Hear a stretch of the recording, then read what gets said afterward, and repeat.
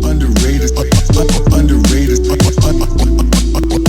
underrated success. Underrated, underrated, underrated success. Underrated,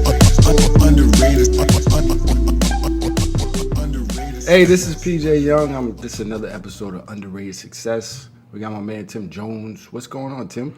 How you doing, PJ Young? Doing Where you well. been at, brother? Hey, I've been here. I've been around. How's the AU going? It's going well. It's going very well, actually.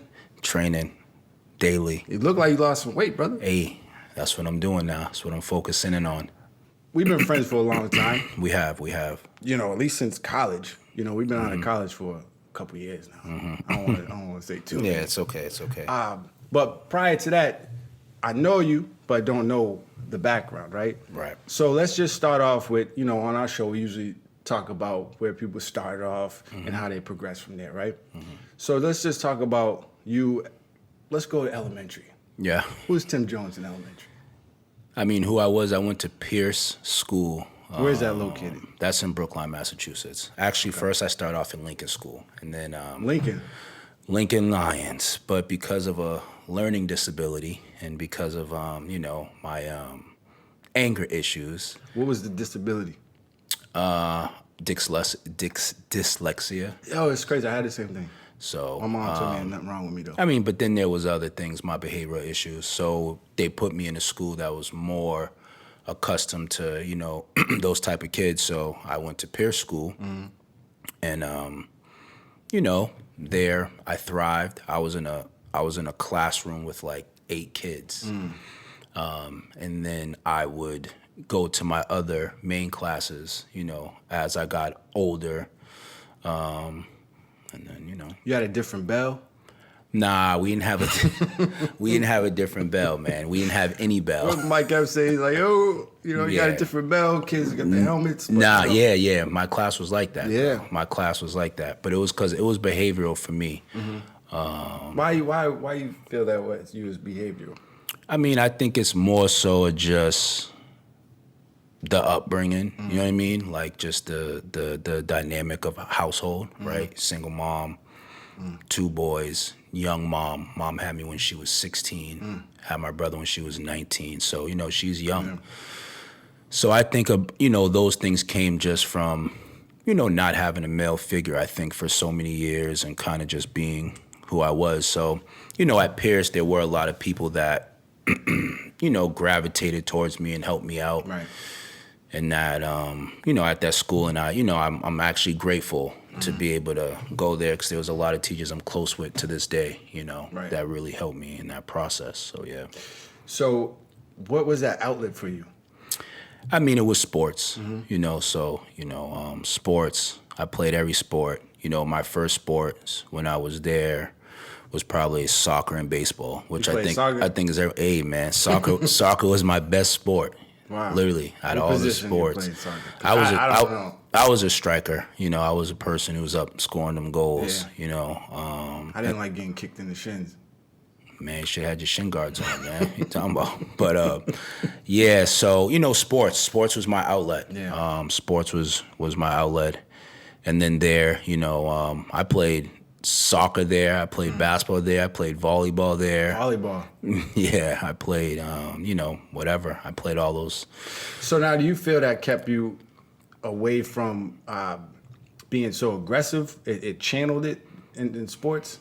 Nah, cause I was super aggressive. I was Anyway. an angry kid. I know, you know, I have a lot of friends from Pierce that I'm close with now, you know, and I was mean. I was a mean guy, but I think it was because, you know, when you're young and you don't know how to channel competing and losing, right? So, you know, I just wanted to win.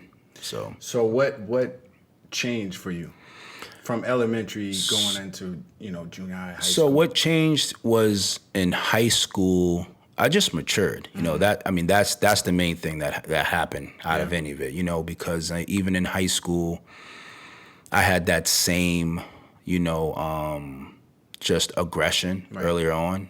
And then I just matured, and then I figured out that, you know, I had a talent and I could go somewhere. And what sport did you choose? You played them all. So I played basketball and football in high school, but I loved basketball, but I was more recognized for football, like in the sense of just my abilities and what it was. But I love basketball, and that's was what the issue was with me in high school, is I never really committed to football. Which is wild. So if you was a very aggressive, you would think that football would be, because you Right. get to really hit people and Right. you know. And football, I didn't like to be hit. So that's so wild, right? So if I learned a style of football that the coaches never liked, Yeah. But If it's effective. you can, you can't really stop talent, so they kind of did what they did and I did what I did. Right. Yeah. Right. So what high school did you go to? I went to Brookline High School. And that's the Warriors? Brookline Warriors, yep, correct. What's their colors? Their colors is red, white, and blue. Red, white, and blue. Red, white, and Good blue. old red, white, and blue. That's a good old red, So white, you and blue. you went there now. You said Brookline, right? Yeah. So is it prestige? Is it just a city school? Is it public, private? It's a public school, but it's also like prestigious school also, because it's one of those schools that was always like known in the country Right. for academics, and we used to have people who would study abroad there, and our high school was set up like a college campus. Right. You know what I mean? So, and so wasn't our classes. So that was something that also helped me going into college. But yeah, I mean, Brookline High was known as predominantly white town. Right. You know what I mean? But the school was actually very, very diverse, not just because of MECO, So, And what is MECO for? I mean, MECO is a program that,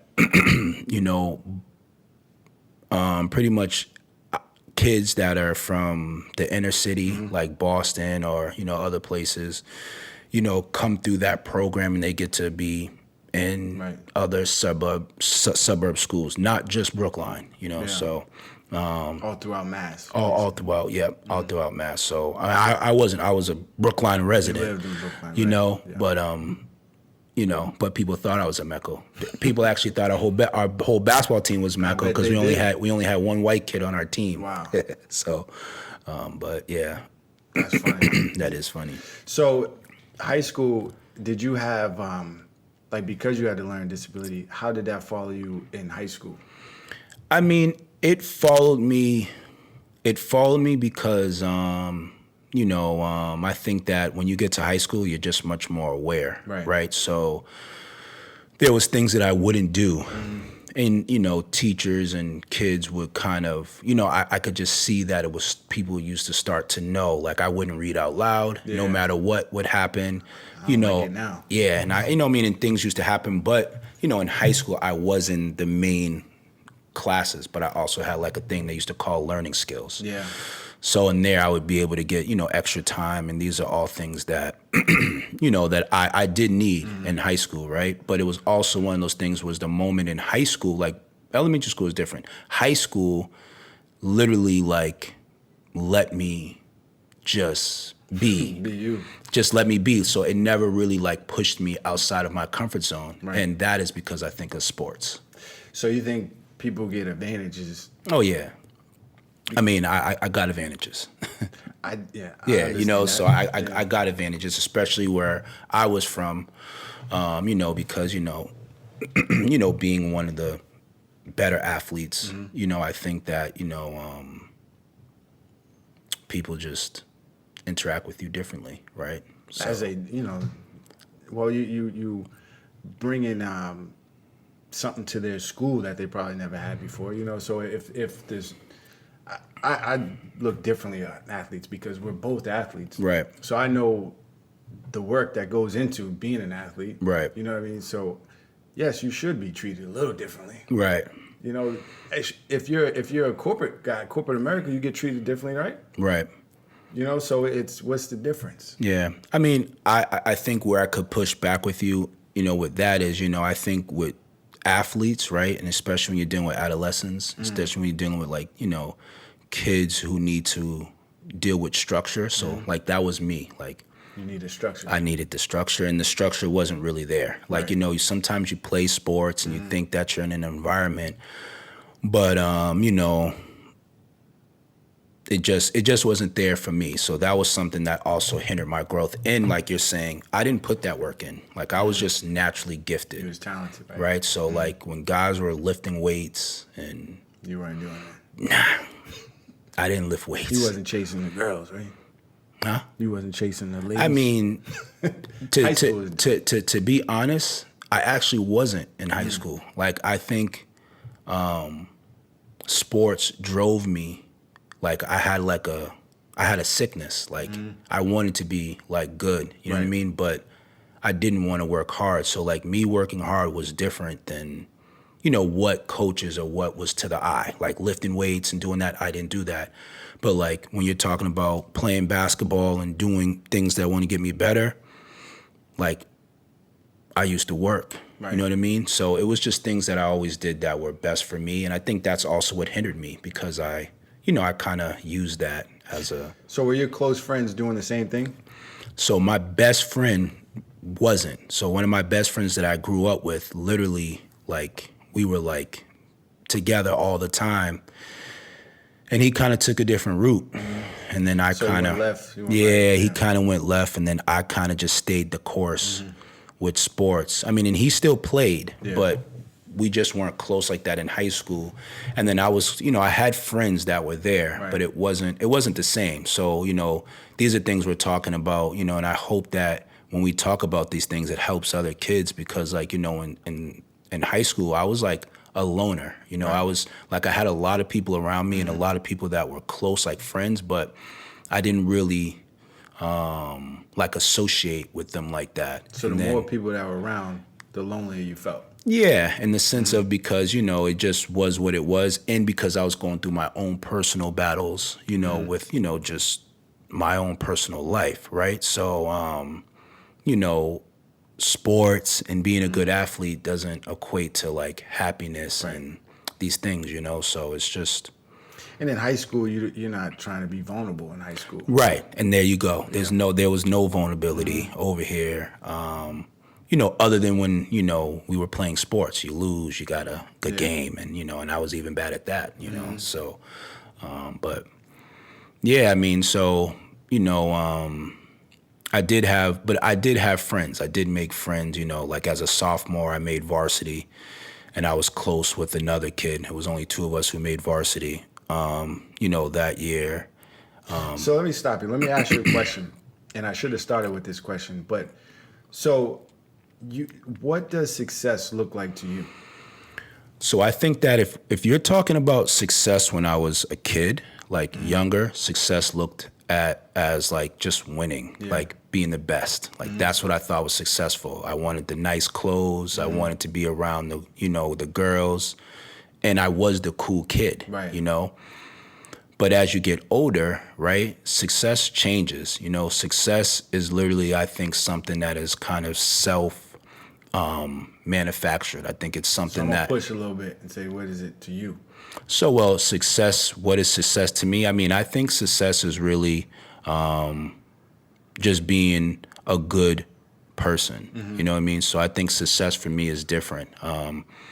Like for me, it's more about giving back. It's more about just being a man of your word. It's Right. more about creating opportunities for, the next person. And then for me, it's about being a father. Yeah. It's about taking care of your home. It's about being a good husband. So the responsibility. Right. So, success to me, that's what success is. Like I've already lived the life of what people would think is success Right. and what people think is thing. But for me, success is totally, different. And maybe it's not, but that's what I think is successful. Being a good husband, being a good father, Success is whatever you want it to be. and that's what it is. And I think that some people get weighed down by their failures. Some people do things, like me. I could easily be weighed down by my Right. failures, but I think that, you just learn, how to be a man and, what's important to you. And that's what I think success is. Beautiful. So moving on from high school to, I know you had a stint in prep school, correct? Yep. So tell me how, I know in a previous episode we talked a little bit about it, but tell me, because there's a lot of players or people in general that go the prep school route. So talk about how that affected you individually, you know, with everything that's going on in the background at home, or not having that picture of success in your mind at a young age, you know? Yeah, I mean, I think prep school is probably one of the worst decisions I've ever made in my life. So, you know, and I know prep school now is huge for people, right? Yeah. But you got to remember, you know, and this is why it's good that we're doing this and I'm in the world that I'm in, because I had no information about where I was going, what I was doing, other that, yo, it's all boys school. You know, that's all I knew. And then I knew I go there and I need to take my SATs a couple more times. Yeah. So I went there, and you know, and only why I went there was because when I did my visit, you know, I did do a visit. What prep school? I went to Bridgeton Academy. And where is that? That's in Bridgeton, Maine. Way up there. Way up there in the middle of nowhere. Okay. And literally only why I went was because there was a player that was there before. Yeah. And he pretty much told me like, yo, Tim, you come here, you know, you don't got to worry. They're going to get your SATs done for you. So he didn't tell you anything besides it. Yeah, but I think for him, that's what it was. And then when I went there, It was like, it was, it was everyone Proctor in there looking. I was like, oh, but I think Bridgeton Academy was, it was a bad decision for me just because of the environment it was, right? You know. So what made you, besides someone telling you, what made you, did you just want to get out of the environment, or you just wanted to expand? So what happened was I was just one of the top recruits, you know, for football. Okay. For football. But basketball was your love. Basketball was my love. So I was one of the top recruits, so I went there. You know, there was some high-powered schools that wanted me, and that's why I went there. And then it fell through. So that's only why I went. You know, that's really only why I went to Bridgeton Academy, and also there were, you know, I was trying to play basketball. So that for you was the path to success. Yeah, I mean, that was, but it wasn't a real path because Right. I didn't know nothing about it. Yeah. This is what people thought that could continue my athletic career, right? So going back, what would you change in that decision? So what I would have changed before I went to Bridgeton Academy, and one of my mentors now, Keith Thomas, he told me, he said, yo, Tim, you can go to this JUCO. I know it's 2 years, but you go to this JUCO for 2 years. I went there. I know what it's about. You go there, and he told me to my face, he said, I'll see you on TV. He was like, I'll see you playing football on TV. And I was just like, 2 years? You talking about I got to go down south? I'm like, nah, I can't do that. Yeah. I can't do that. I can't do 2 years down there. And then you're saying that's 2 years of eligibility. Like, you know what I mean? I just didn't like, and he was trying to give me the game. And I was just like, you know, I'm going to do this just because, you know, you're talking to a kid who don't know. You know what I mean? So, and then, you know, later on we'll get to more things where it's like a kid who doesn't know. But yeah, so, you know, if I could go back, I would have went to that JUCO. If I could have go back even more, I would have kept my head in them books. And that saying goes, if you knew better, you do better. right? So Right. So you went to your prep school. Yeah. You did how many years there? 0. So you didn't even go. I went, And then came but home. I came home. So the first Christmas break, You was out. I was out. You was G1. Gone. Right. I was out. So Christmas break, we went home. I had my clothes, my PlayStation 1 or 2 back then was there, my TV. Disc. Left it all there. You left all your stuff there. Never even went back. Didn't even go back to collect it. Wow. So someone has that right now. Nah, that's They got gone. it But on eBay. Yeah, whoever was up, my roommate was good up there. So he didn't call you, tell you coming back, get your stuff, nothing. He kept that. He didn't. So what next? So you didn't go back. I know there's probably a lot of disappointed people out there. Yeah. But how did you feel in that decision? I mean, I think in that moment, like the type of person I've always been is I think for myself. Yeah. You know what I mean? Like even when I was younger, like even through this whole process, you know. So I didn't think anything. I just knew I wasn't going back. And then Malcolm Wynn reached out to me. He was a coach up at Curry College. And he told me that Steve Nelson, and Steve Nelson is a Hall of Famer linebacker. He was a Hall of Famer linebacker for the New England Patriots. He told me that he could get me into school there. At Curry? Curry Where's College. Curry? Curry's in Milton, Milton, Massachusetts. And What's the colors? Purple and white? yeah, it was purple and white, purple and black. And he told me that, they could get me in, Yeah. and he told me, well, Tim, I know this isn't, what it was. You could be here Mm-hmm. for a year and you could transfer out and all these other things. And It's that time again, that year. Because before you said 2, I wasn't trying to go down south for 2 years. Yeah, So so- what was the difference? Why I mean, about that one? I think only the difference was it was college. Yeah. Right. And I knew someone who was there. Right. And I don't know. Trust? I don't even think it was trust. I just think it was more so just like society making you think you Yeah. got to do school, right? Because I did and fast forward, I went to school, Yeah. but I ain't never used my degree. Who does? So you know what I mean. So, but at that time, that's just what I thought, and because sports was so huge, Yeah. But even there, I didn't continue to play football. Steve Nelson retired, and I quit playing football, and I just focused on basketball. Why did you quit football? Because I never loved football. I was good at it. You're just good. I That was makes good. sense. That was it. I was good. I don't eat coleslaw, coconut, or lamb. Right. I've tried it. Right. And that, I don't continue. yeah. So, So I understand. yeah. So that's what that was. And I had a good football career. You know what I mean? I seen highlights, Tim. I'm not gonna lie. You was like, what's my man that went to Reggie Bush? Yeah. I think he was similar to a Reggie Bush. Yeah, because we So didn't let like me being ask hit. you. I'm gonna push back a little bit, right? Come on. You didn't love football, right? Right. So why play? I know we're going ahead a little bit, and I had a little insight, right? So why play professional football in Mass? Like, because they got the semi-pro league. So why play if you don't love that? I mean, I think I just woke up one day and wanted to play. That's the talent. That's it. Right. It was just, one of my buddies, Raymond Darden, he just like kind of stayed on me. And then I was just like, you know what? Like, whatever, I'll do it. You know what I mean? And this is a guy who hasn't played football in years. But, that semi-pro it's what it is. It's not the same as, basketball pro. It's like, anyone can do it. So what would you say? I'm playing devil's advocate to somebody that said you wasted talent that was given to you. That could have been given to somebody else that could have used it to excel out of their situation.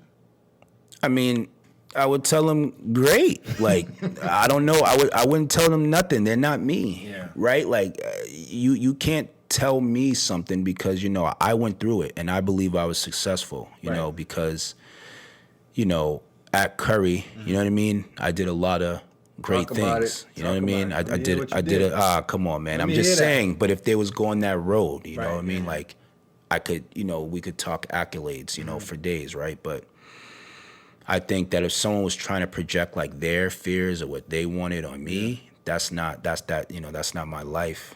I believe that's a beautiful thing because now you can help the next generation. Right.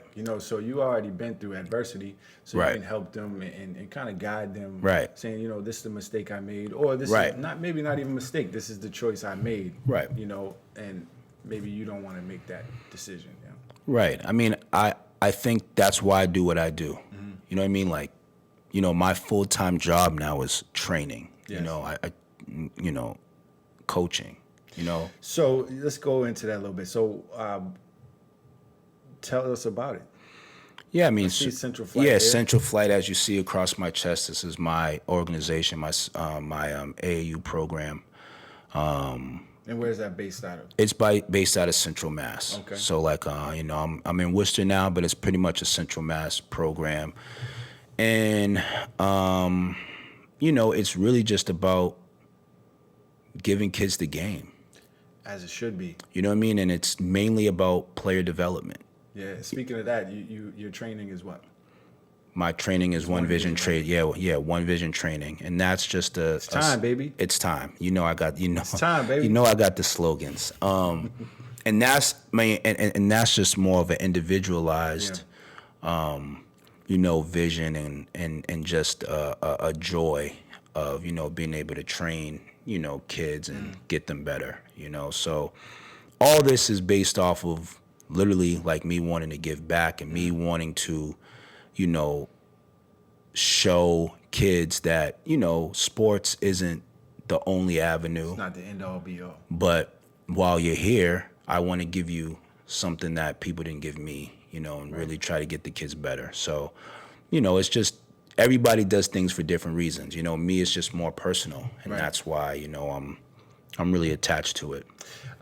One day you butt dialed me, your phone call, and you was in the gym. And you was like, "Come on, you let's go, get that left, go to the."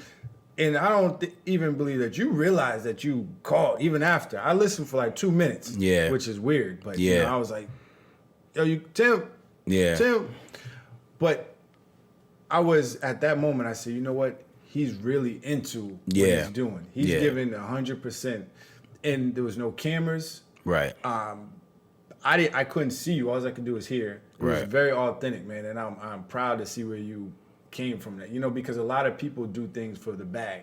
Yeah. You know what I'm saying? Yeah. So I could hear it in your voice that you was very passionate what you was doing. And it was a beautiful thing to hear. So moving forward, what do you want to see? I know you have talented players on your team, right?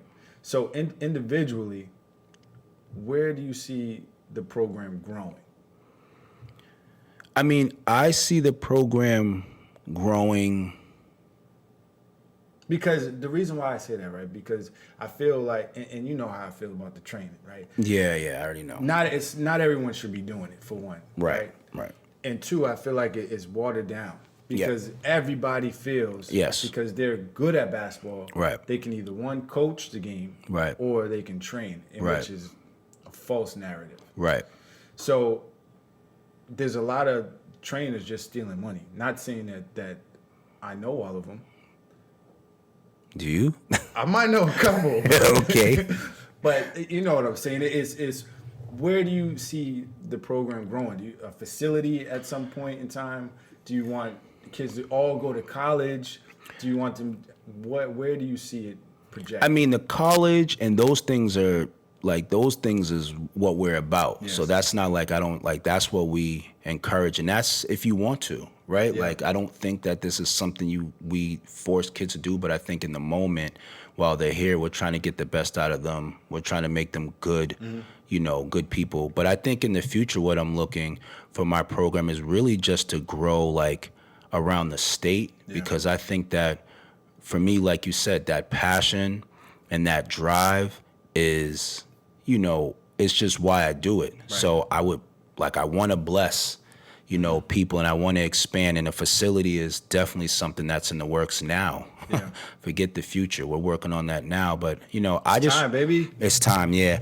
But I mean, I just want to see the program grow, and I just want to see kids really be part of a movement, something that they can look back on and really, say, hey, I really did gain something from this in life. You know what I mean? In life, not just about, was I playing a top? Did I go D1? It's like, what did I get out of this side of life? And, for me, it's always about being that mentor. I tell all my kids, hey, I'm going to be here forever. Mm-hmm. Like, if you ever need a question, you ever need advice, like, I'm here. So, what's crazy is I was training a kid. And I said, I was telling this kid, I'm like, he's taller than me already. He's like 6'3". And I'm like, yo, in college, I was a post guard, man. I used to get on the post, and I used to do my thing, man. He was like, coach, like, you wasn't a post guard. Coach, you wasn't this. I'm like, all right. So I call my coach. I'm like, coach, I'm here with a guy right here, and he doesn't believe this stuff. And coach says, this, that, and third. And then we was really talking about well, with 3 seconds left, who would get the ball. And I told him, if you ask my college coach, I'm getting the ball with 3 seconds. Yeah. So coach was like, nah, he only needs 2 seconds. Like, he was just, he was like telling him this stuff. So after we hang up, he's like, yo, you can just call your college coach like that? I'm like, yeah, and you can do that to me. And he's like, oh, I can? Right. And it's just about building these real connections. You know what I mean? Because I think sports is just a small part, of the journey, but it's a big part of life. You know what I'm trying to say? Mm-hmm. So it can open doors for you. Right. And you learn a lot from that. You learn a lot about life and sports. So I just want to be that to other people, kids, grown-ups, and everything. Like I even had coach, one of my coaches, people was on text me like, you know what, Tim, thank you for making me a better father. I'm like, damn. Man. He's like, yeah, man, you taught me how to coach my kid. You taught me how to communicate with him differently, right? And it's because, you was that person. Right. You know what I mean? So, and that's that to me is gold. A kid, saying, oh, coach, thank you, and, boom, boom, boom, that's gold. I don't care about you go D1. I don't care if you go to the NBA. I don't care. Like, that stuff is great, but, what are you as a human being? Like, what are you as a person, So that's what I'm about. Yeah, I know a lot of people are proud of you, man. I'm sure. Like I said, I didn't see you when you growing up. We met later on in life. Yeah, we met later. I'm sure there's a lot of people that are proud of you right now, and it just goes to show, just because you're diagnosed with a learning disability doesn't Right. mean you can't excel. Right. And also, you didn't use it as an excuse. No excuses. So because Right. in the real world, quotes, Yeah. you can't go to a job and say, you know what, I have a learning disability. I should have this job. Right. Because people don't care. Right. At the end of the day, they don't care. Yeah. And neither should the person with the disability. They Nah. shouldn't care. They shouldn't hold that back. So, you've already succeeded, brother. Yeah, sir. Yeah. So, let's talk about some of those accolades. So, I gotta go there. Yeah. Let's talk about Brookline. Brookline. What are we doing in Brookline? Where is the plaque going? Tell me about. Did you score 1,000 points? I don't even know if we even keep 1,000 points, but let me keep it 100. No, I guess I did not score You did 1,000. not score 1,000 points. But I don't think I'm just being honest. I think it was like a screwed. I don't know what it was, but but I didn't. But I did start my sophomore year to my senior year. So And you graduated. and I graduated, but I didn't. But in basketball, but I was still recognized. I was You're in the recognized. Hall of Fame, no? I'm a Hall of Famer at Brookline High. As of what year? As of last year, 2019. thing. Yeah, but I was more recognized for football. That's all right. And thing, but but there was things in basketball. But yeah, like football. I for basketball I was all scholastic. Yeah. In high school, So college, Hall of Fame? Hall of Famer. Boom. Yes. For Yes. basketball. Yeah, for however they do it. Yeah. You're in the Hall- for you're in the both of sport- you're them. in the Yeah, athletic I'm Hall of Fame. a That's a Hall of beaut- Fame for both of them. Yeah. So you were Bo Jackson, Deion Sanders of your time. Nah, Yeah. those guys was a thing, but if You played two sports. But if you talk to some people, I don't know what they would say, But to me, I was just, I was just competing, He That's just it. competing. Humble brother. That's, Yeah, that's a I was blessing. just competing. I man. played against you. I bust your ass a few times. Hey, man, hey, I bust your ass a couple times. Yeah, man. Nah, what I can say is, and I don't want to hold on to sports too long, but we play in the men's league, Oh yeah, and you're a hell of a closer. Yeah, I yeah. definitely say that, and hold your composure. I've never seen you. This is the first time I heard you say I got an anger problem, because Yeah. I've never seen you lose your composure. yeah, Even when we go out, I don't see you. You're always flatline. So that's Yeah. I don't want to say flatline, but you're always one level, right? And that's Yeah. that's a blessing to have, So I always say if I have an issue or a problem, you're a person I can call. Yeah. And give you some great advice, because you've been through a lot, right? yeah. So Tim Jones, I want to say thank you for allowing me to talk to you and get personal a little bit. Yes, sir. Yes, sir. I appreciate it. So we're gonna stop here, Mm-hmm. and I'm gonna allow you to do the same to me. Which I don't really like getting too deep, but I don't shy away from a lot. Hey, it's my time now. It's time, baby. It's time. Underrated success.